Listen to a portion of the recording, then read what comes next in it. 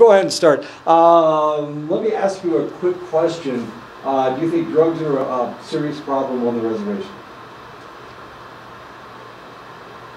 Not as bad as alcohol. Drugs and alcohol. I think in the last several years it was, but it kind of is on the decline right now. It's on the decline. Alcohol is at a high rate at this point. Okay. So should we not have... As well as over-the-counter chemicals. Pharmaceuticals, okay. So should we not worry about it? I mean, are you guys doing okay with drugs and alcohol? Can we ignore this problem? This is going to cost, this costs a lot of money. It costs a lot of money for prevention. It costs a lot of money for treatment. Evidently, this is really important. What happened? $6 million disappeared from one of the what do they call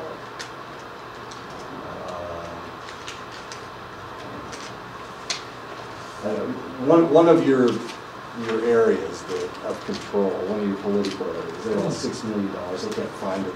They're not exactly sure what happened to it. They know they gave it to them, but now they can't figure out whether they did anything with it and what happened to the money. One of the Eastern chapters or something? Yeah, one of the Eastern chapters, exactly. Yeah. I remember reading about that. Yeah, money. So money's really important. Evidently, it's just as important to you guys as it is to us pasty faces, us white guys.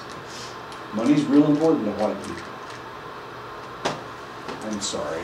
I know that that's a surprise to you. White people are very interested in money. So the question is this a problem that we need to throw some money at? When I was up in Montana, one of the reasons that they got so upset with my research was because my research wouldn't get them any money. That's what they were afraid of. If I had done research on alcohol abuse or drug abuse, then potentially they could have used my research to get more money out of the feds. But mine had to do with suicide and resilience. And of course they didn't think they could get any money out of it. But alcohol was a very serious problem up there. Prescription drugs were starting to be a problem up there. And for that reason, of course, they were really upset with me when I didn't do research that would get them more cash. Money is important, even to American Indians. Maybe especially to American Indians, since you don't have as much as other people do. So we need to talk about prevention. How in the world do we prevent people from having alcohol and drug problems? An area. This can potentially be a problem. A fetus is exposed to heroin through the umbilical cord after an addicted mother shoots up. And of course, this is very close to my own family because I have a great niece that gave birth to a heroin-addicted baby. She was taking drugs that were supposed to keep her from having withdrawal symptoms from her heroin usage. And she was using those drugs as well as heroin. She was shooting up with heroin. So she was getting a double dose of opiates. It took my great-great nephew 6 weeks to come down off of opioids. He almost died. Maybe should have died, but he didn't. A 14-year-old is offered MDMA at a party to get rolling. A college student troubled by bulimia makes herself throw up 5 times a week. Oh, was that all just 5 times? That's not so bad. A young mother with 3 children hides in her room to smoke crack. This is a really serious problem up north. They would have crack parties where they would people would go to people's houses and they would smoke. They would bring their own stashes because I don't know if you've ever been around somebody who's using crystal meth. They don't want to share it. They are not very nice about sharing things. So people would bring their own drugs to the party, and potentially one of the things that happened, there was an 18-month-old and a 3-year-old. The mother sold these children for sex so that she could get more drugs. She ran out of her own drugs. And this is the reason they had it at her house. So she sold her 18-year-old daughter and her 3-year-old son for sex so that she could get high again. Does that happen around here? According to a policeman from Pinyon, it does. Women will sell their children for drugs. And it happens here on this reservation, just like it happened up on the Rocky Boy Reservation up in Montana. 28-year-old IV methamphetamine user infects his girlfriend with HIV when having sex after using a contaminated needle. In one office, one worker is taking Klonopin to deal with anxiety, while another takes Prozac to combat depression. A mother with grown children battles boredom and empty nest syndrome by compulsively playing poker machines. A 50-year-old salesman on the road smokes and drinks to cope with his loneliness. A 74-year-old with arthritis borrows hydrocodone from a neighbor to relieve the pain.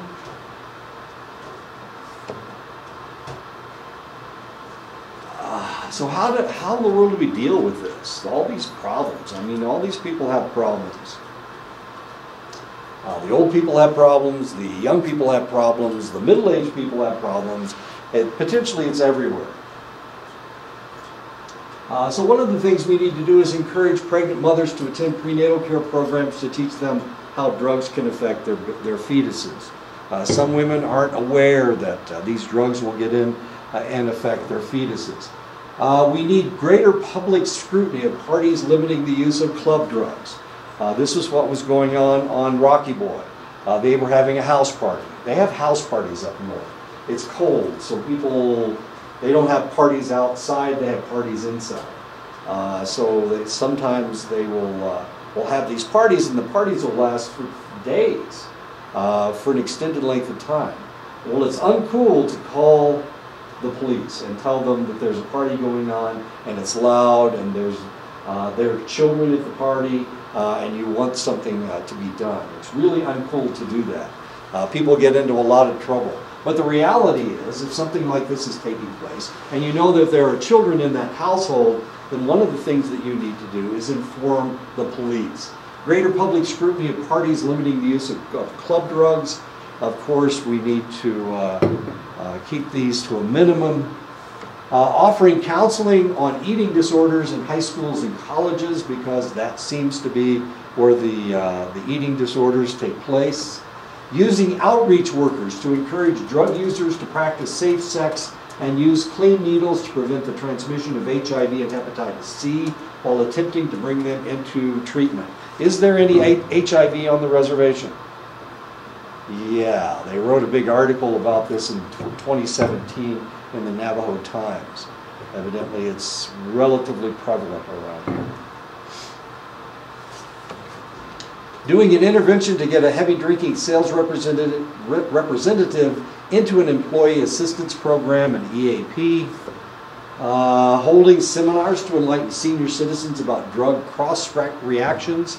Borrowing drugs from somebody else doesn't make a whole lot of sense, even if you're taking exactly the same drug that person's taking. It may be a higher strength, it may be a lower strength. Sometimes at a higher strength you get drug interaction that you don't get with a lower strength. So these are things that you need to look at when we're dealing with this. Each society has to decide how they want to attempt to prevent self-destructive drug use. Are they trying to prevent any use of psychoactive substances? Are they trying to ban just illicit drug use? Are they trying to limit the damage caused by use, abuse, and addiction? I was reading, unfortunately, I'm reading papers right now, okay? So one of these individuals used a website from a PhD sociologist in sunny Potsdam.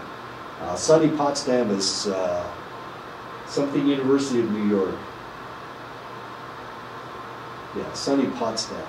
So it's someplace in New York, and this guy was writing about alcohol, and he was saying all these positive things about alcohol. He said prohibition didn't work. Obviously prohibition didn't work. I saw it on television. So the question is, did prohibition really work? What was prohibition trying to do? Was it trying to prevent any use of alcohol? Was it trying to ban the use of illegal alcohol? Was it trying to limit the damage caused by its use, abuse, and addiction? And the question is, you know, what? So when we look at prohibition, did it work or did it not work? One of the excuses, one of the reasons that people who smoke pot give for legalizing marijuana is because the prohibition of marijuana has caused all of these problems. So the question is, and they say that liquor prohibition started in 1919, ended in 1932, and it was a fiasco. And so the question is, was it a fiasco? Did it actually help people? That's the question. Johnny? So did it work or did it not work? It all depends on how you look at things. In essence, what was it trying to achieve? Was it trying to keep everybody from drinking any alcohol? Or was it trying to stop domestic abuse? Was one of the reasons that the Tippers movement even started had to do with spousal abuse. The men were getting drunk and going home and just wailing the tar out of their wives. Not only that major approachment to attend to several things at one time. Right. Yeah, and the question Several is, flags. yeah, exactly. And so what were they actually trying to do? Was another problem. Another problem was rampant pregnancy. When the men were drunk, it was more difficult for the woman to fight the guy off. And that was one of the huge complaints. Because they were having, if you know anything about the Victorian era, these women were having 12, 13, 15 kids.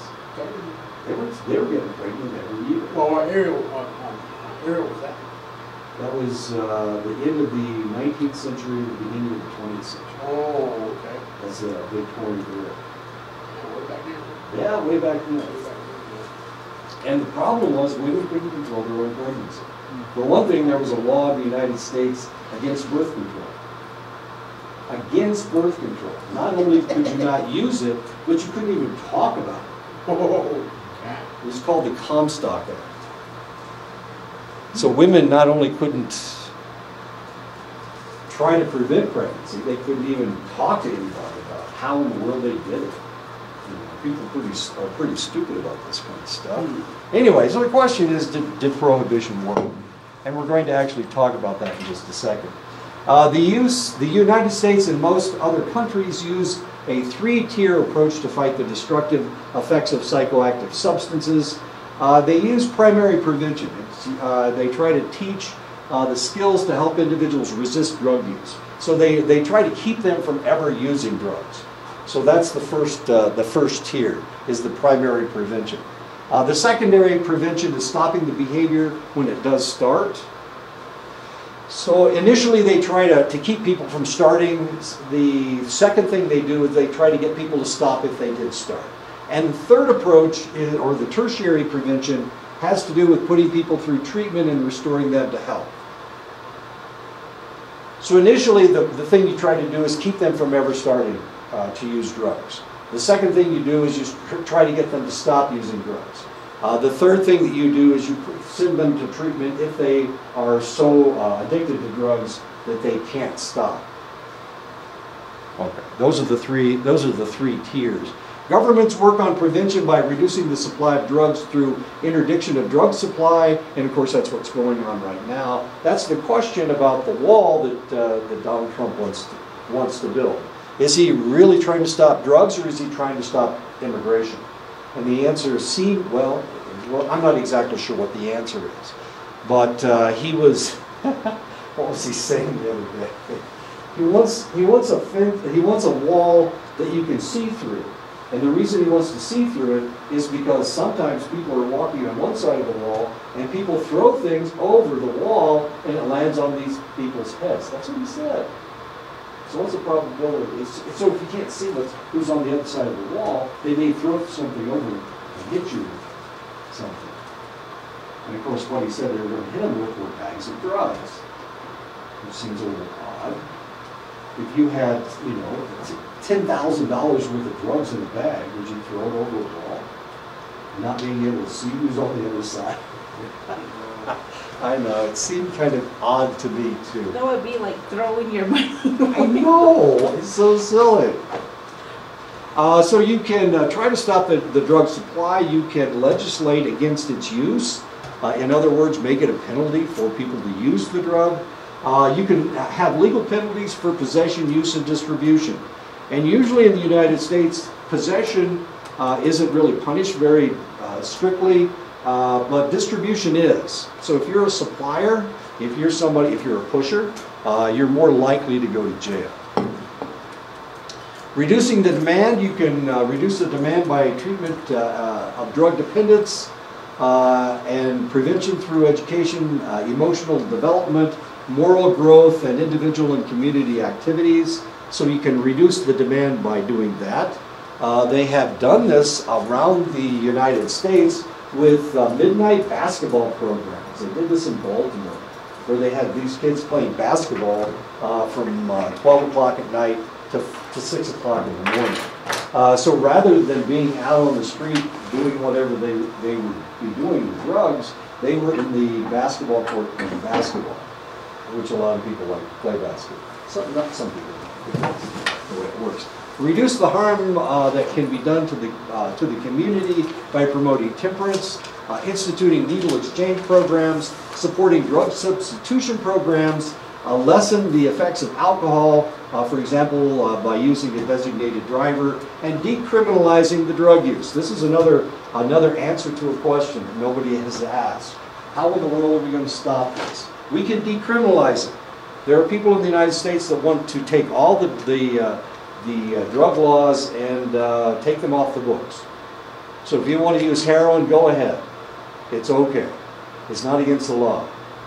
And so we can bring more and more of a supply of heroin into the United States so that Ernest can shoot up anytime she wants. Either that or eat your banana, you know. Which one is worse, heroin or the potassium in your banana? I'm guessing it's heroin, but it's just a guess. Worldwide, the most widely used and successful programs have been supply reduction and temperance methods. In other words, getting people to stop. One of the ways that we do this is we try to promote a religious idea or a traditional idea that this is not something that we have done in the past, therefore it's not something that should happen in the future. Historically, in the United States, drinking and smuggling of spirits became part of the American fabric, and this is really kind of unfortunate. Drugs and alcohol in the United States, not especially drugs, but alcohol in the United States has been one of our main ways of commerce, means of commerce. During the slave trade years, they would produce rum in the Caribbean. Okay, so how did this work? Okay, so the slave traders would go over to Africa and pick up slaves. They would bring the slaves back to the Caribbean. They would sell them for rum. They would take the rum back to the Americas, and they would sell the rum and make money. And this way, of course, the slave trade just expanded. So they weren't actually selling, they were actually selling the rum in the United States. But they were also promoting heavy spirit usage. In the frontier, of course, the farmers found all of this really rich land, and they were able to grow all of this corn. So what do you do when you've got this wonderful crop of corn? How in the world do you transport it to the cities? You can't transport it as corn because it's too bulky, it's too heavy. So what they would do, they would reduce it to corn whiskey and then take it to the cities and sell it as corn whiskey. And there were a lot of people that, of course, were drinking whiskey, so they were making lots and lots of money. I mean, this is what we're here for, is the money. But unfortunately, or fortunately, you can look at this a lot of different ways. There was an evangelical movement. There were two evangelical movements that started in the United States. One of them was the Baptist movement, the other was the Methodist movement. Now, the interesting thing is, it didn't really impact people this far west. But where I come from, I lived in a Methodist town. We had 3 Methodist churches in town. Why do you need more than one, right? Why not just build one big one, right? So why in the world do you need 3? Well, we needed 3 because there was the English Methodist Church, there was the American Methodist Church, and there was the German Methodist Church. Were they the same? Well, there were these subtle differences between the 3. So you either went to the Wesleyan Church, you went to the First Methodist Church, or you went to the EUB Church. Now, most people didn't realize that they were all the same church. They were all Methodist churches. One was German, one was English, and one was American. That was the difference between the 3. It was stupid.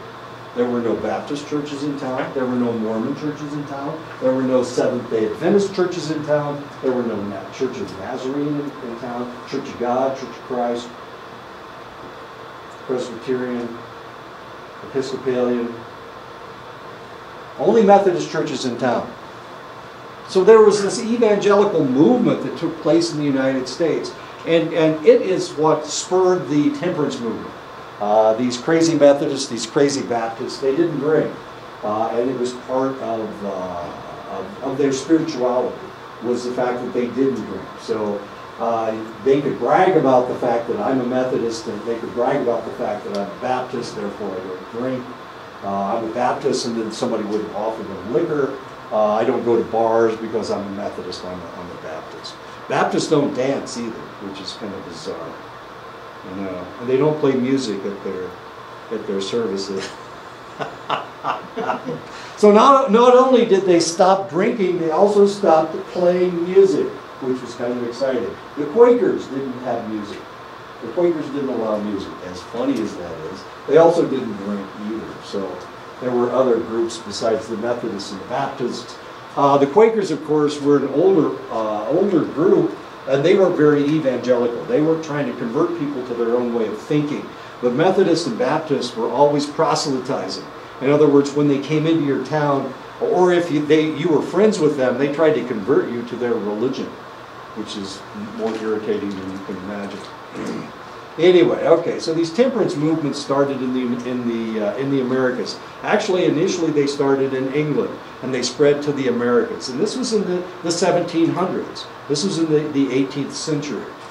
This was taking place. One of the problems was that there was so much drinking taking place. Why? Because part of the commerce was rum, and part of the commerce was whiskey. So there was a lot of really hard spirits out there. So where was the beer? Where was the wine? Why didn't we have wine in the United States? Why didn't we have beer in the United States? Why did we have whiskey? Is it easier to distill hard liquor than it is to brew beer? What do you need to brew whiskey? Not much. All you need is it's a condensing pot. So you boil it over here, and you turn it into vapor, and then the vapor turns into whiskey over here. And then it drips down into it's called a vapor pot. So it's a fairly small thing. It's about this size, so you need 2 pots this size. So if you're going to make beer, how do you make beer? It takes a big vat. So it's an extensive process. You can make whiskey out of corn, out of anything, actually. You can make whiskey. You can make vodka out of potatoes, and all you need is 2 condensing pots. You need one to boil the stuff in, and then you need and to ferment the stuff, and then you need a condensing pot over here. So it was a lot easier to condense hard spirits than it was to brew beer.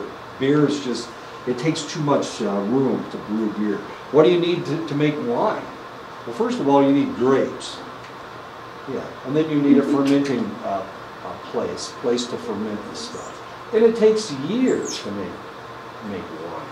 It takes minutes, well not minutes, it takes a couple days to make whiskey. Okay, so these temperance movements, these evangelical groups, they made They gave the idea that drinking alcohol, drinking heavy spirits, was not only destructive, but it was also sinful and immoral. So if you're ever around Methodist or ever around Baptist, of course, they are very strict as far as these things are concerned. An effort was made to get drinkers to switch from hard spirits to weaker beer and wine and hard cider. You can also make hard cider, which was relatively easy. You just pressed out the apples. Cider will turn hard if you don't keep it refrigerated. And even if you do keep it refrigerated, sometimes it will turn hard. And this is what most people drank. They drank cider. In the beginning of the autumn, your cider was not hard, but as you saved it over the winter time, if you didn't have it in a relatively cold place, it would turn into hard cider. So people were drinking hard cider. But this was much better than the really heavy spirits that people were drinking. Does all that make sense? So we weren't really trying to stop people from drinking alcohol completely. What we were trying to do was make them, alcohol was too destructive. I mean, the rum and the whiskey was just too destructive. So we were trying to get them to convert to lesser spirits. Dealing with the problem of alcohol consumption has been a continuing problem in the United States, fluctuating between moderation and forced abstinence, and of course the forced abstinence is during Prohibition. But the reality about Prohibition, and we've talked about this before, the reality about Prohibition was that it started in 1850. It really didn't start in 1919 when they amended the Constitution saying that you couldn't produce spirits. It started in 1850, and by the time it made its way to 1919, most of the states in the Union had already prohibited alcohol. Not all the states, though. So when we talk about prohibition and all of the laws that were being broken, most of those laws were being broken in these states that had not prohibited alcohol previously. New York, Illinois. Those are two states, and of course that's, if we're talking about violent crime, that's where most of the violent crimes were taking place. They were taking place in the big cities. As a country, use and responsive movements have waxed and waned in what seemed like 70-year cycles, beginning with the history of our country. In 1780, Dr. Benjamin Rush tried to legislate control over distilled spirits. He wanted, and when we say distilled spirits, we're talking about rum, we're talking about whiskey, we're talking about vodka. They're distilled spirits. We're not talking about beer, and we're not talking about wine. And so if you read the website from this sociologist from Potsdam, New York, he talks about Dr. Benjamin Rush trying to get people to convert to drinking beer. And of course, as far as he was concerned, that was anathema. My goodness gracious, he was a hypocrite, because he was trying to get people to drink beer rather than whiskey. So, but he was trying to promote the drinking of spirits. 1850, the temperance movement supported replacing distilled spirits with more benign drinks. Once again, we have the same situation as Dr. Benjamin Rush. 1920, of course, Prohibition of Alcohol was passed. 1990, legal drinking age was raised to 21 nationwide. Why did they do that? Why did they raise the drinking age to 21 in 1990? Why did they do that? Any ideas? Why would you raise the drinking age to 21? In Ohio, it was 18. I lived in Indiana. We were right on the Ohio border. If you were a cool teenager, you could go over to Ohio and get legal beer. Of course, the beer you got was 3-2 beer.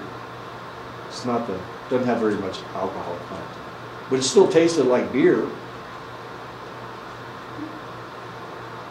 So why in the world would they change the drinking age from 18 to 21?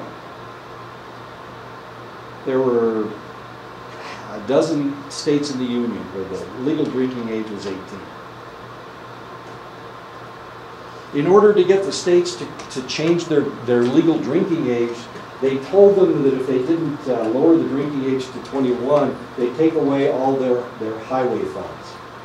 The federal government gives each state all these highway funds. And the highway funds are primarily to maintain the interstates. That's why there's so much, there are federal funds for the interstates. And that's why there's so much construction on the interstates in the summertime. So why in the world would you raise the drinking age from 18 to 21? Do they hate kids? Don't we all? Aren't the most irritating people in the whole wide world teenagers? Seniors in high school. Oh, I used to teach high school. It was miserable. Actually, middle school is worse than high school kids. Well, why in the world would you raise the drinking age to 21? Why should there be a law keeping an 18-year-old from drinking a six-pack? Why should we care? These are college kids. They're going to do it anyway, aren't they? So why raise the drinking age to 21?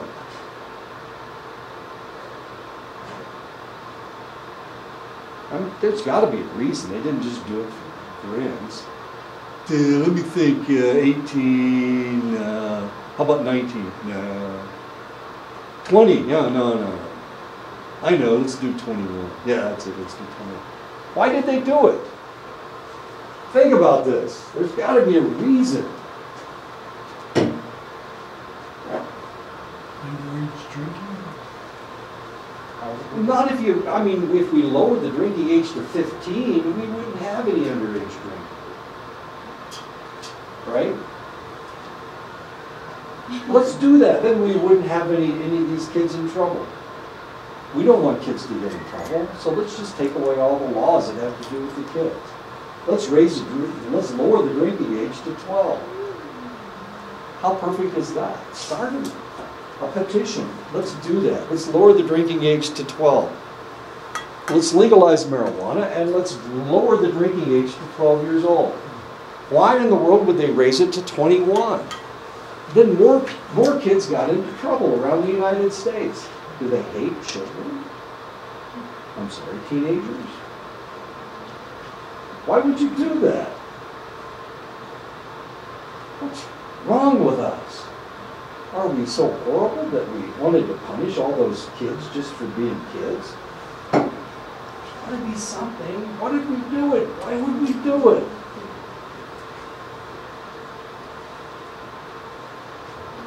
We had a lot of kids that were drinking and driving, 18-year-olds, and they're killing themselves. And it was perfectly legal. So what we needed to do was stop these idiots from drinking and driving. It didn't stop everybody, but it stopped most people from drinking and driving. So legally, you couldn't have a beer. And if the police stopped you, and you were 19 years old, and you were intoxicated, then they could put you in jail. And potentially, they could take your driver's license away if you did it over and over again. So that's why they did it. That's why they raised the drinking age to 21. Not only that, they forced the states to do it. They said, we're not going to give you any more highway funds if you don't raise your drinking age to 21. And all the states in the Union changed their drinking age to 21 except for one. Any idea which state that was? No. No, they had a drinking problem in Hawaii anyway. The indigenous people of Hawaii had a drinking problem. So they wanted to control it as best they could. So that, no, they didn't have a problem. But one state did have a problem. And one state, it took them 15 years to raise the drinking age to 21. And if you drove on their interstate highways, in that 15-year period, they were horrible. It was terrible. I was living in Mississippi. Why was it? Anyway, I was living in Mississippi, and we had to drive across this state, and it was just the worst experience of my life. Their roads are made out of cement. So rather than developing potholes, they would buckle. So you're driving like this, and sometimes, you know, there's that much of a gap, so you pop right into it. It knocks your car out of it right now. It was horrible. Just horrible. The state was Louisiana. The reason they didn't change their drinking law was because of Mardi Gras. They didn't want to keep those 18, 19, and 20-year-old college students from coming down there and flashing all the old men. I know, stupid, wasn't it? Ignorant. Did the 18th Amendment work? Alcoholic psychosis admissions to state hospitals in New York and Massachusetts were cut nearly in half. Deaths due to cirrhosis of the liver were cut in half during Prohibition. There was less crime in general. There was less domestic violence because men were getting drunk and going home and beating up their wives, which was happening before. Even after Prohibition stopped, drinking levels remained low and didn't return to pre-Prohibition levels until the 1950s. Medical problems increased from unregulated manufacturing of alcohol, but the level never approached the medical problems that the nation experienced from the alcohol. So did Prohibition work? Well, it all depends on how you look at this thing. As a medical person, we see all these medical problems that went away or lessened. Now, if I were a policeman, I would not probably agree with that, because I don't care about the guys dying of cirrhosis of the liver. I don't care about alcoholic psychosis. I don't care about any of this stuff. What I care about is how much crime was there on the street. And the reality was there was less crime in general.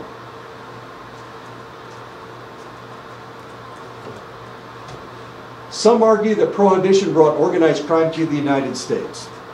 And it did. It increased the amount of organized crime in the United States. But we have always had organized crime in the United States. It became more involved in the 1920s. Unfortunately, one problem with Prohibition was that because banning alcohol was touted as a cure for all of society's ills, and as we saw, it did cure a lot of society's ills. Domestic violence went down, crime went down, we had all of these medical problems that were reduced, but they didn't go away. And because of that, they claim that that it was a failure, because it didn't solve all the problems. It wasn't a one-size-fits-all. One solution takes care of all your problems. Some people claim that Prohibition was repealed because of the universal condemnation of the ban, but the real reason for its repeal had to do with money. If it has to do with money, we're really serious about it. We just got a big tax cut, or did we? Well, we didn't, you didn't, I didn't, but if you're a billionaire, you got a huge tax cut. And it looks like the people that invest in banks are going to even get a bigger tax cut. They're talking about a $53 billion tax cut for people that have stock in banks. And I used to have stock in banks, and I don't anymore. Damn it. Oh, that's on the tape. But the real reason for the repeal had to do with tax revenues, pressure from the wets, and fatigue. Dealing with the continued argument, of course, did not hurt either. 1962, before the Civil Rights Movement hit its stride and before Vietnam, only 2% of the American public used illicit drugs. Only 2%. 2%. So this is when I grew up. I grew up in the 1950s and the 1960s. Graduated from high school in 1967. So when I was growing up, there were hardly any people using illegal drugs. Certainly not in rural Indiana, in the farming community of Indiana. There was marijuana, did exist, but nobody was using it. Why would they use it? Nobody was using it. You couldn't get a hold of it. It was out there somewhere, but you had to go to the right place to get it. With the aforementioned social movements, Civil Rights Movement, the anti-war movement, civil disobedience streaking through the youth of the 60s and 70s, 31% of the population started using illicit drugs. And this was in the 70s. Well, by the 1970s, I was in the United States Air Force. I had been to Vietnam and had come back again. One of my jobs, and I tell you about this, and Edison gets nauseated every time I talk about watching people urinate, but by God, that was my job. I was thinking about this last night. Why in the hell did I get that job? Why didn't they give it to somebody else? Well, the reason I got the job was because I was over the age of 21. Legally, you can't sign for something until you're 21. So in order for these individuals to collect the urine, we had to put tape on them and create a legal, whatever, we had to create this legal line of control. It had to be somebody that was over the age of 21.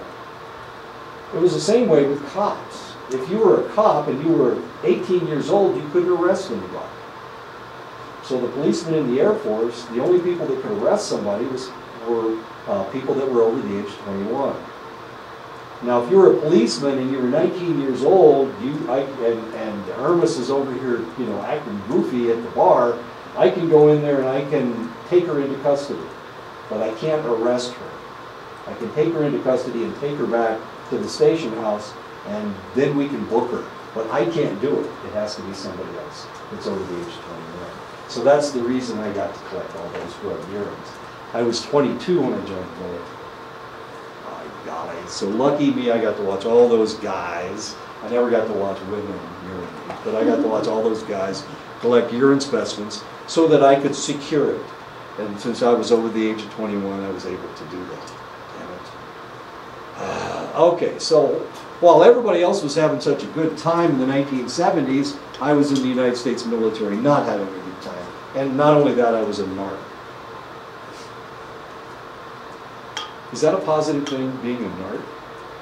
Some people don't think so. Some people think it's a negative thing. During this time, knowledge-based programs were started to teach about pharmacological effects, causes of addiction, health effects of drug use, legal penalties. There is no evidence that information alone causes changes in behavior. So just telling people that marijuana is not good for you, these people didn't believe it because they were smoking dope. They were 18, 19, 20 years old. They were 25 years old. They were smoking dope, and it didn't do anything to them. Well, not then. But if they had continued to smoke dope, of course, it could potentially have done something to them.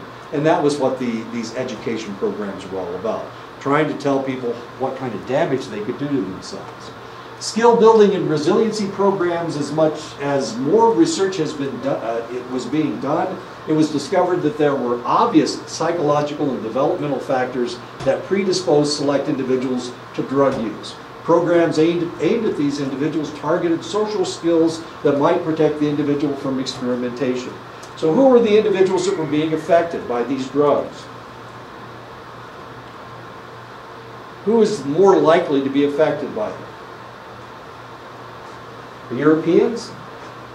Hell, the Europeans have been using alcohol and whatever they could put in the alcohol for eons, for thousands and thousands of years. So what's the probability that they're going to have a negative effect to the alcohol?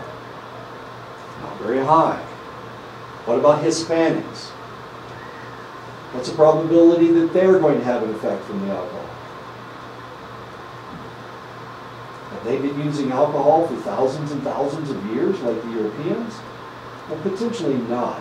It all depended on how much Spanish ancestry they had as to how susceptible they were to the alcohol. How about American Indians?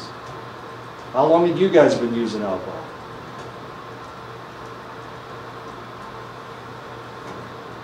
When we talk about Europeans, we talk about thousands and thousands of years. When we're talking about American Indians, how long have you guys been using alcohol? We have to talk about decades and hundreds of years.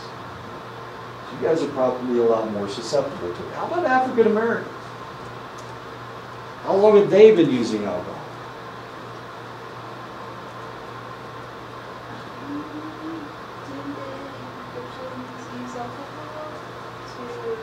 Arabs used alcohol. Arabs were the first people to distill alcohol. The Egyptians, That was up in north. That was in the south. Most of the tribes would have that. Okay. So the people that are most susceptible to it were the people that were first introduced to it. And that was American Indians, African Americans, and potentially Hispanics. Europeans were immune to alcohol. We're professionals. We've been doing this for thousands of years. If we were going to have a problem with alcohol, we would have dropped out of the gene pool eons ago. And that's the way it works. And that may be one of the reasons why when they started these evangelical movements, that these were evangelical movements to get people to stop drinking alcohol. Because we could put it away. We were good at it. We're professionals. We can drink everybody under the table.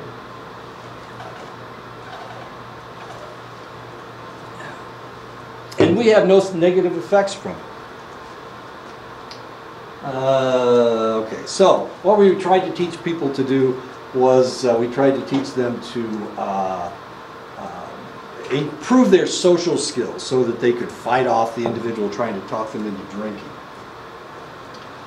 Skills that address risk factors that might lead to drug abuse included general competency building, training in self-esteem, socially acceptable behavior, decision-making, self-assertion, problem-solving, vocational skills. Who was the first person that talked you into drinking? Was it your teachers? Did your teachers say, hey, try some of this whiskey, it's great stuff? Who talked you into drinking?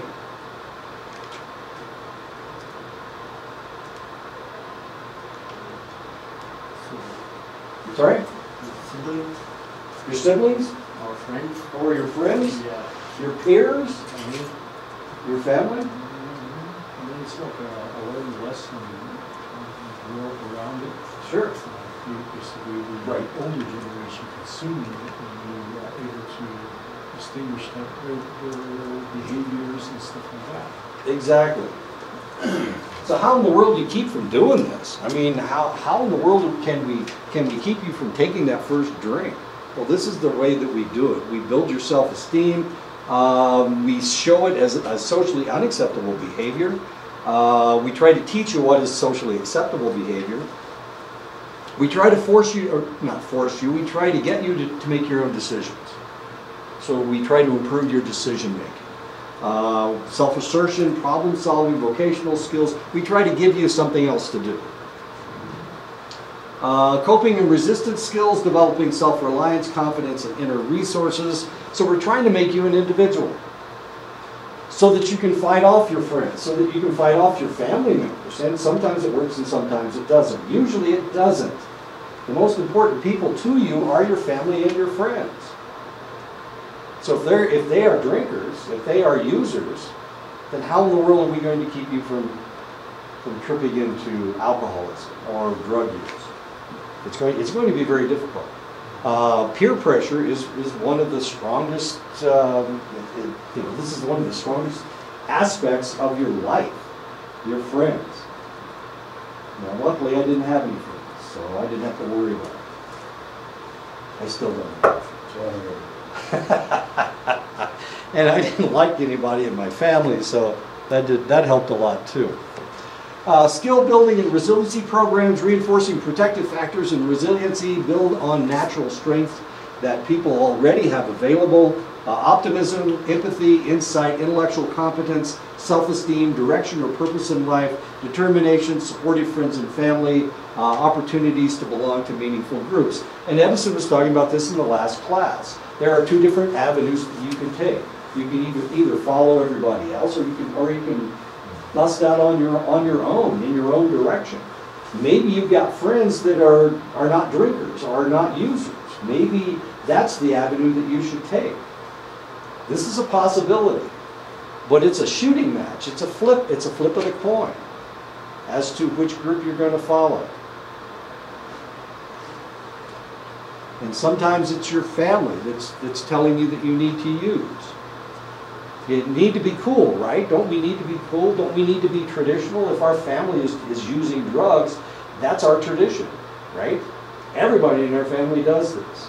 We see this in other groups, the Irish, for example. We see a lot of families that are drinkers.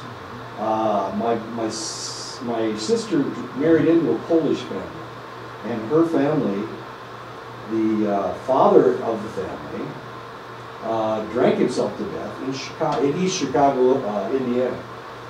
And the father started drinking as heavily as they did. One time we went to a party, it was Christmas. We went, after Christmas, we went to one of the sisters' houses. And they said, I know, let's make milkshakes. And they did, they made milkshakes. And I'm going, oh man, I love milkshakes. I still love milkshakes. And I just even thinking about it makes my mouth water. I had a milkshake at Freddy's the other day in Gallup. If anybody tells you that Blake's is the best hamburgers in Gallup, I think Freddy's is better. Try it sometime. You know where Freddy's is? It's not an establishment across the mall. Yeah, it's right around the corner from, yeah, you get to it before you get to Cracker Barrel and then Like you can't really see it. No, it's down, but it's right. Kind of down below. Yeah, try it sometime. It's really, their milkshakes are really, really good. Okay, so I went to their house. This is the sister of my sister's husband. And they made milkshakes. And they put, I don't know, vodka in the milkshakes. My God, it was the worst thing I'd ever tasted. I was appalled. They ruined my milkshake with alcohol. Who does that? Well, they do. They put alcohol in everything. In everything. If they poured you a glass of water, they put a shot of whiskey in it. I mean, that's how bad these people were. And their father had died of alcoholism. He had died of alcoholism. He froze to death in the gutter. And everybody walked past him and nobody thought anything about it. They didn't find him for 2 days. When they found him, he was dead. And he'd been laying there forever. So here's the two sisters and the brother. There's 3 of them. And my sister didn't drink because my sister is, we grew up in a Methodist community, okay? But, so we didn't drink at all. And so my sister talked her husband into not drinking as much as everybody else. But his 2 sisters, they both drunk themselves to death. Both of them drank themselves to death. Despite the fact that their father died of alcoholism. They weren't smart enough, but both of them were millionaires. One of them was in Chicago real estate, and she made just buckets and buckets of money. But she died in her 40s from drinking too much. How smart is that? Which is more important, drinking yourself to death or the money that you earn while you're alive? It's the money.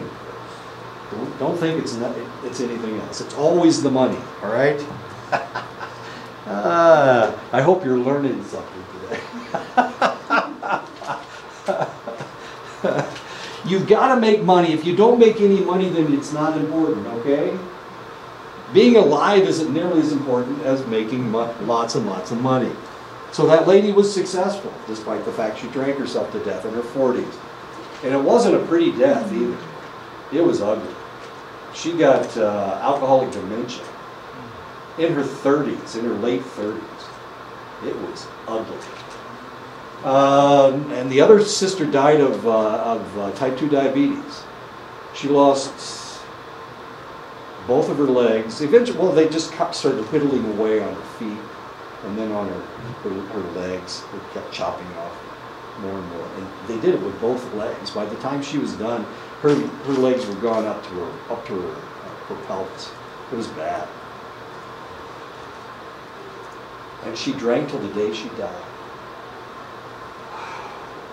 And she was killing herself with it. So how smart is she? Well, pretty damn smart. She had millions of dollars, so I guess that makes her smart. Skill building and resiliency programs address and reverse risk factors. Risk factors associated with future substance use disorders should be examined with the focus of being to seek strategies. That doesn't make any sense. Focus of seeking strategies to minimize their development. Early aggressive oppositional disorder, poverty, lack of parental supervision, dysfunctional drug abusing peers, and of course this is really what causes people to start using. If they have early problems, they have a poor connection with their parents. Of course, if they have a poor connection with their parents, they're going to have oppositional defiant disorder, they're going to be aggressive at an early age, therefore they will be rejected by their parents. Of course, they're going to, if they reject their parents, they're going to have poor supervision from their parents. If they live in poverty, they will be around a lot of people that have these problems, and then of course they have friends or peers who are users. Skill building and resiliency programs support system development, endeavoring to reduce stress for students, which should decrease the need for drug and alcohol abuse. So what do? I know, let's change the environment. That'll work. What was the problem with my in-law? They weren't even my in-laws, they were my sister's in-laws. What was their problem? Well, the problem wasn't actually that they were Polish. The problem was that they accepted this alcohol-soaked environment. They thought that the only way that you could survive was by drinking alcohol. I mean, obviously the old man did, and the two sisters did, but of course my brother-in-law has... you know what he did? How he got away from that? If you've ever been around Polish people, they drink some really, really strong liquor. So what he did, he switched to beer. And he started drinking beer. And he would drink 2 or 3 beers a night. And that made his traditionally he was drinking alcohol. So he was okay, the sisters weren't giving him a hard time. But that's how he did it. He drank less alcohol by drinking a different beverage. One early target for concentration is the social and environmental influences that lead to drug use, family values, peer group values, and practices in schools. So if you live in a poverty-stricken area, the schools probably are in a lockdown. Potentially there are a lot of poor people in the area. Your peer groups that you may potentially have may not be good people. And of course, your family has to have strong values. That's what Edison was talking about today. As long as the family has strong values, then the probability is that these individuals are going to be able to survive this type of an environment. This is an attempt to get the entire neighborhood to take responsibility for preventing substance abuse by assessing the needs of the community, coordinating existing services, changing the laws and public policy to reduce availability, to increase funding for family, school, and community prevention, and community-wide training and planning. They had a really serious problem in the town where my daughter lives right now, Clinton, Iowa. They had a really serious problem because they had a lot of individuals that were there with the sawmills. There were sawmills in Clinton. And these individuals would work really hard during the day, and then they would go and they would drink really hard at night. And then they would go back to work in the morning. And of course, sometimes they'd cut their fingers off, sometimes they'd cut their hands off, sometimes they would kill themselves. But that wasn't important. They had this environment of heavy drinking. Well, one of the things that they did in order to stop that, because this seemed to be perpetuating itself from one generation to the next, the way they stopped that was with athletics. They started a soccer program. They started a Little League program. They gave the kids something to do all the time. So they were always in a season. They were either playing basketball in the wintertime, they were playing soccer in the spring and the fall, they were playing baseball all summer. So these individuals were able to get away from that. They were able to change their environment just with community participation. And everybody in the community participated in this. They needed coaches, they needed referees, they needed people to support all of these things. They expanded the YMCA, they built a YWCA, and it changed the community completely. And now if you go to Clinton, Iowa, you can do something all year round. You can play basketball, you can play baseball, you can play soccer all year round. And they have actually changed the environment. The public health model for prevention sees addiction as a disease. The user is a genetically predisposed host. The environment contributes to the problem. The drug is introduced, causing the disease. Prevention involves disrupting the relationship between one or more of these factors. I was reading something the other day, and it had to do with one of the papers. And they were talking about settlers coming in and giving alcohol to the natives. That was the idea. They were giving alcohol to the natives. Now let's assume that you've never tasted alcohol. And it's never been in your genetic structure. It's never, your mother didn't drink it, your father didn't drink alcohol. So somebody offers you a bottle of whiskey. Can you take a drink of it? What's the probability that you're going to like it? That's what I was thinking. Does it taste so good? Does it? How about the first time you tasted coffee? How many coffee drinkers do we have? Does anybody drink coffee? Addison drinks coffee. You don't drink coffee, John? Yeah, I drink coffee. You like it? Yeah, it's pretty good. I don't drink it. You like its taste? Pretty good. It's bitter. Isn't it? Doesn't it have a bitter flavor? Mm-hmm. If you were a little kid, would you drink coffee? Did you drink coffee when you were a little kid? No. Did you even taste it when you were a little kid? Yeah, I tasted it, but You didn't like it, did you? So why do you drink it now? When you still taste this? well, I don't really drink it, but I just drink it just to kind of wake up at times. But I don't really You drink don't even like the taste of it. Why do you drink it? it. Well, I have to make it taste all right. So you put a lot of cream and sugar in it. Not a whole lot. Okay. But Edison drinks his coffee black, right, Edison? How long have you been drinking coffee?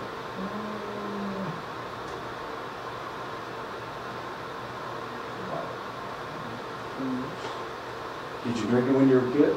I was introduced to it as a kid. Did you like it when you were a kid? You like the flavor? Because every Wednesday out of home. Oh. Yeah. So they conditioned you to drink it, though. You eat that stuff. You drink coffee? Why not? Edison likes the way it tastes. Johnny doesn't. Tiffany, you drink coffee? Not a whole lot. Do you like it? You like the flavor? I add flavor in mine. Put Coke in it? You don't want to know what I put in there. I'm just wondering how we develop a taste for something. It just doesn't make a lot of sense to me. When I was in college, I was 17 years old when I went to college. I went to a beer bust at one of the fraternities, and they gave, and I'd been watching people drink beer all my life on television. And you get a glass of beer, and it's got that big foamy head on it. It looks really good, and it's what color is it? It's the color of caramels. It looks like it must taste really, really good. So I took my first drink of beer and I said, "Oh my God, this stuff tastes like shit." Of course, I didn't know what shit tasted like. And my friend was there, and this was his first taste of beer too. And he tasted. He said, "I don't like it either." But I have friends, and they tell me that you have to develop a taste for it. The more you drink it, the more you'll like it. So you need to train yourself to drink that damn coffee. So the question is, why would you do that if it tastes so bad? Why would you drink it until now all of a sudden it tastes good?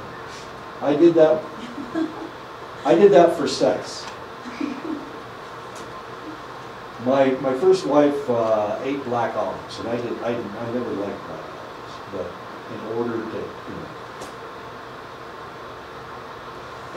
to get with my first wife, I had to eat black olives, and by God, I would eat all the black olives in the world. I know that's sad. That's tragic, and it shouldn't have happened, but it did happen. I'm sorry, Johnny.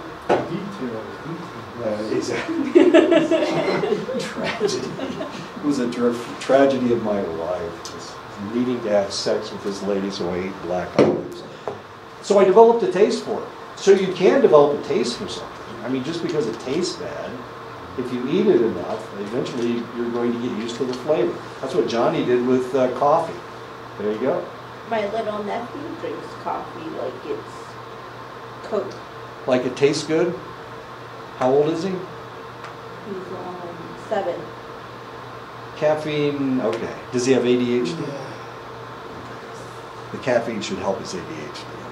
That may be why he drinks the coffee, because it makes him feel better. Coffee makes ADHD feel better. What's that? Coffee or caffeine makes ADHD. It calms. Yeah, it's- calms them. Yeah, it calms him down just like Ritalin does.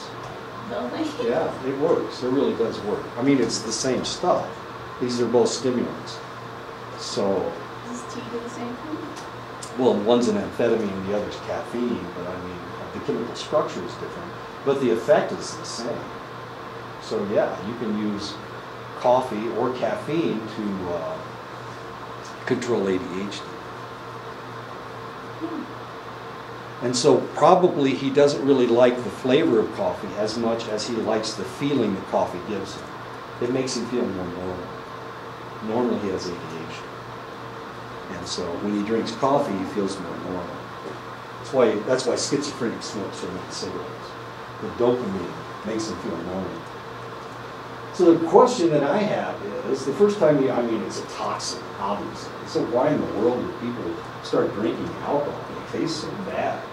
You know why Europeans did it, because it didn't affect them. They raised it, caffeine makes ADHD feel better. Well, is that why American Indians started drinking so much alcohol?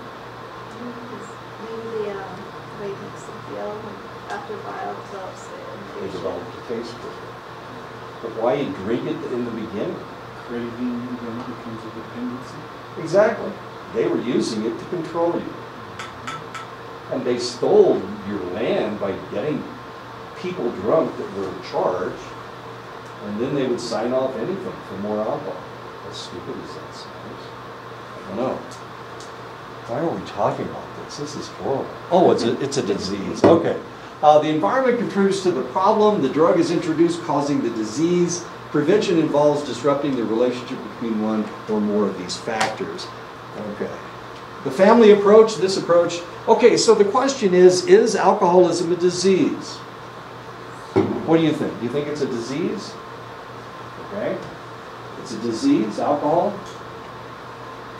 It's a disease. So if you can't stop yourself from drinking, it's because you have a disease. And you need to cure that disease. Okay. What about you, Tom? Yeah. It's a disease. Okay. Is it a disease?